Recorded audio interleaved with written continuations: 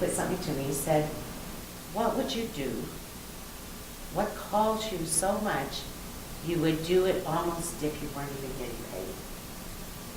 And I thought about this, and I wanted to do something more than just feed myself. I wanted to do something to be of service, or that was going to help the world in some way, something bigger than my own self. And so I didn't really know any big role models. I think we have more today that are more visible.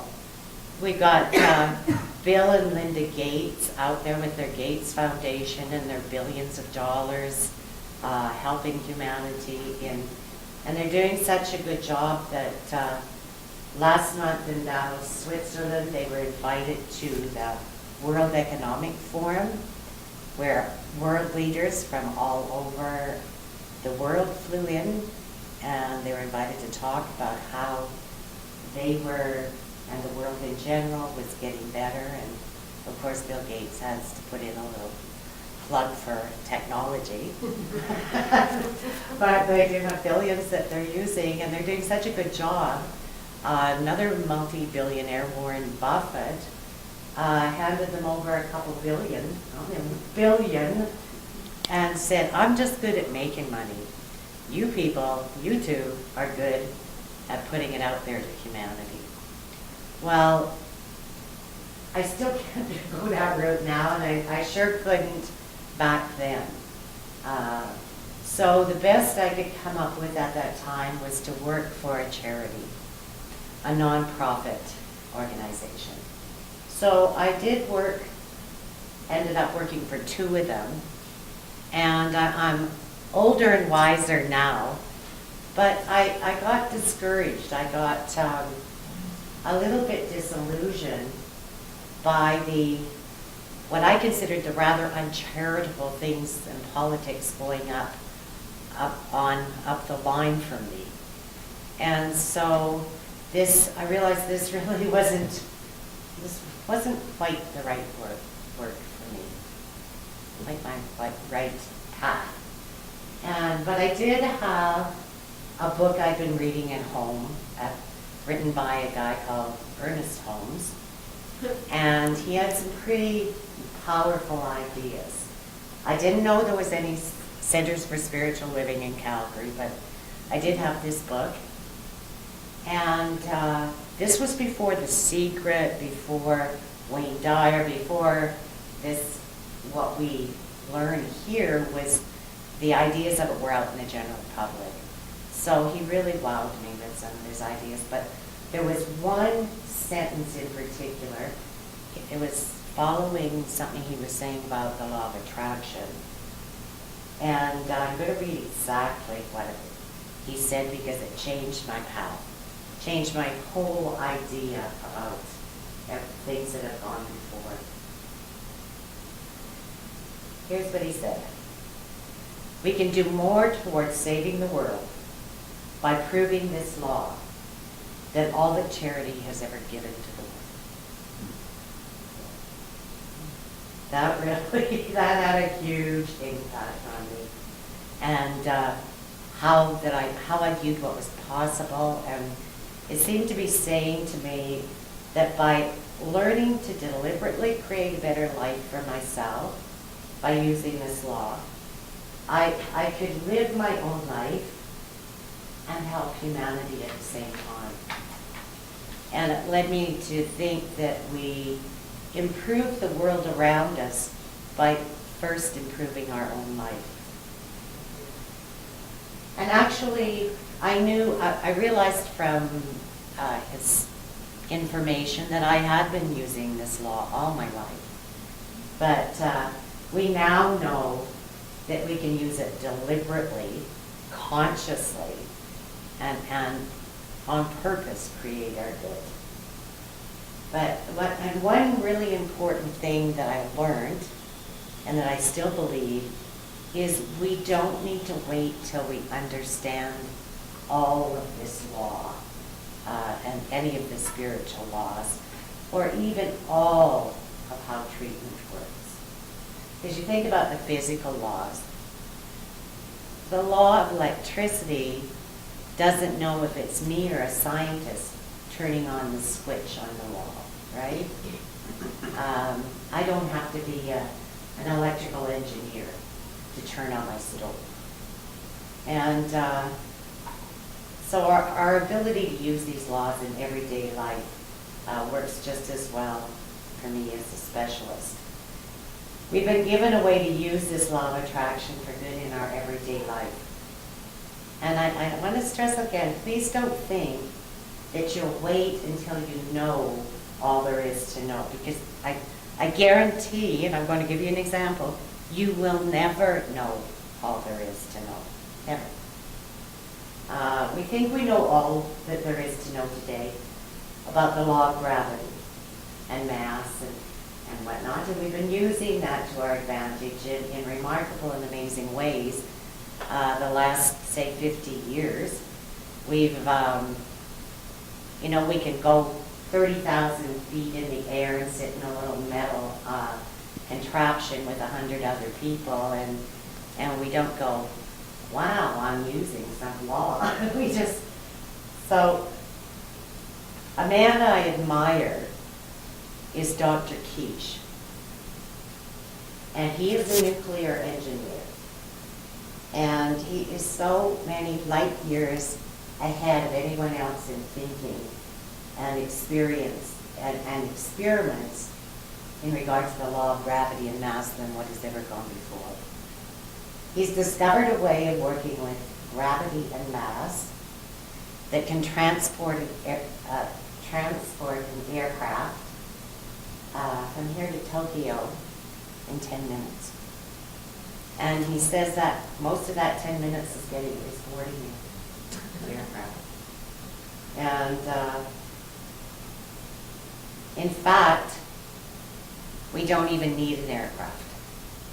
He has discovered a way to keep the air pressure around us at the same air pressure, no matter what height, no matter how many feet in the area. Some of his stuff is just almost science fiction. He works out of Belgium. He has a foundation there, and his true heart's desire is space research. He wants to build a space, and he is building a space program. And but some of the side benefits from his research on these laws, he's created a way that cleans up nuclear waste, that are nuclear radiation spills, a way to increase the production of plants without using chemicals, how to use power that is not taxing our resources of oil and gas.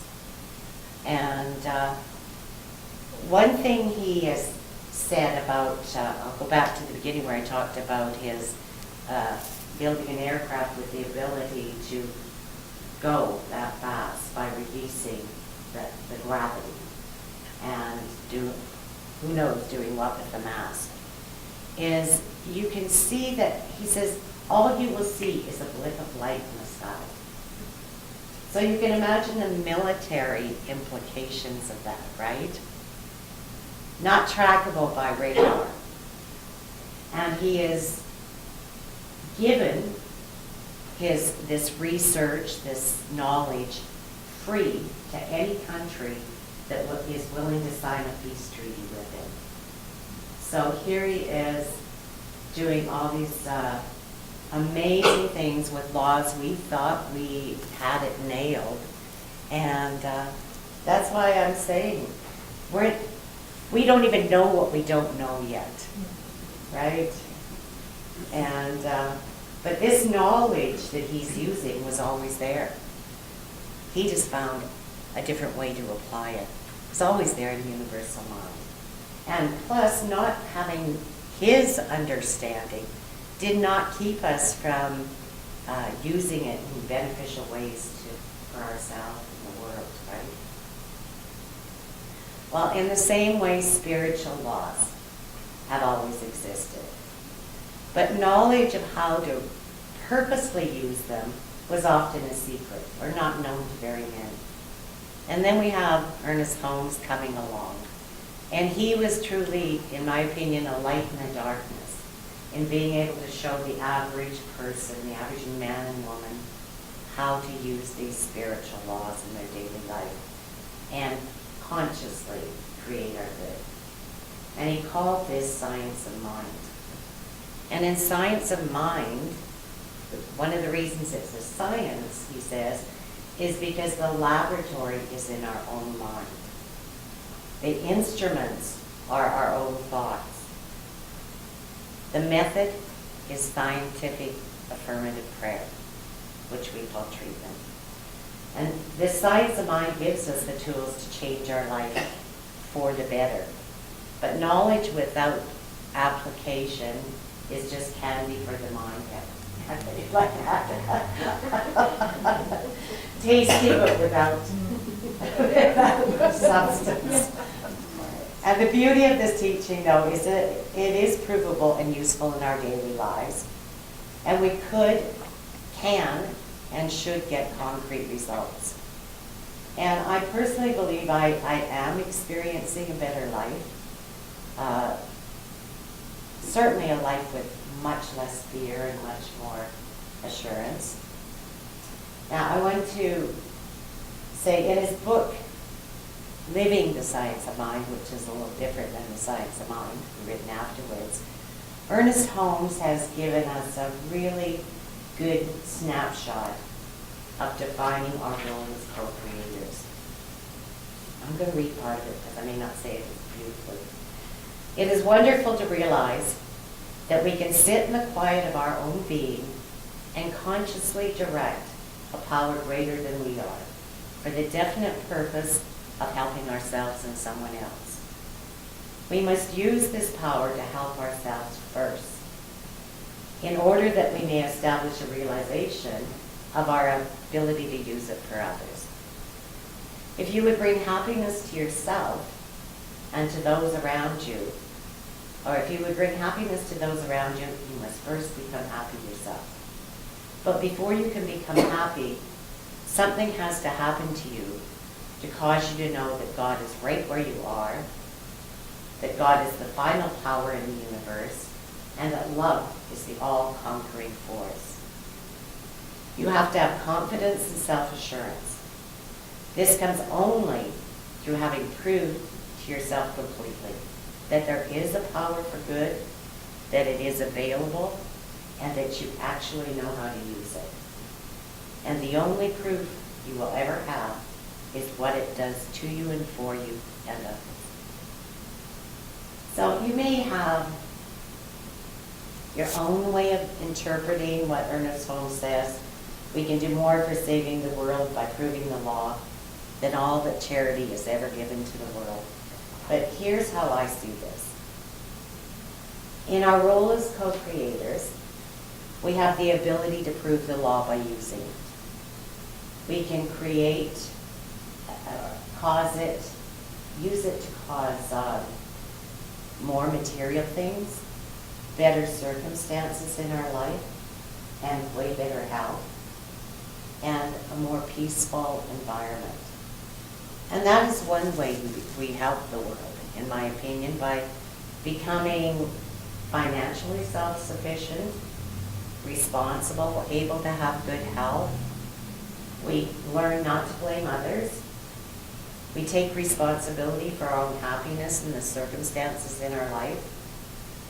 And if being responsible, prosperous, healthy, and happy was not enough, over time, and well, over time for me, maybe not so over time for you, we begin to discover and feel our unity with the universe, with the divine. I love the words in the poem Desiderata, because for me it captures this feeling. It starts out, you are a child of the universe, no less than the trees and the stars. you have a right to be here. There's a beautiful version of that on YouTube by Les Crane, and I have that on my desktop because it's so, it for me brings that feeling of unity.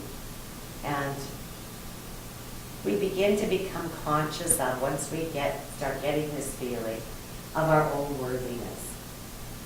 And when we feel worthy, that our self-love increases. And as this self-love increases, we love ourselves more. We can be more loving and less judgmental to those around us. We feel ourselves united with all living things. And we come to see our own self and other people as unique, beautiful expressions of the divine. My own vision in being a co-creator is to give myself and other people hope and encouragement. Most of all, the feeling of excitement and empowerment and adventure that comes from knowing it's easy and it's possible to co-create the life you want. I desire to help myself and others recognize that there is a power for good in the universe, greater than we are, that we can use to have constant access to prosperity, good health, happiness, and peace. And I'll do this, my intention is to do this by continuing to learn and use the tools of this teaching in my own life first, and then sharing it in the simplest and easiest way I can to others. To say it another way, bigger way, by using these spiritual tools for personal and global transformation and providing them to others, we help create a world that works for everyone. And in doing so, awaken humanity to its own spiritual magnificence.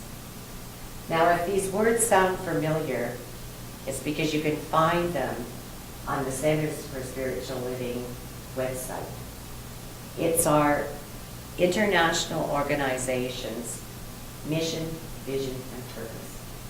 How cool is that? And in closing, I would like to encourage you to go for it, to have your heart's desire, and a life of happiness, and to relish your role as co-creators for yourself and others. I know for you, as I know for myself, I am divinely supported and guided at all times, and that the ability to co-create my good is my divine birthright. That I know that my good, your good, is universal and guaranteed. And so it is.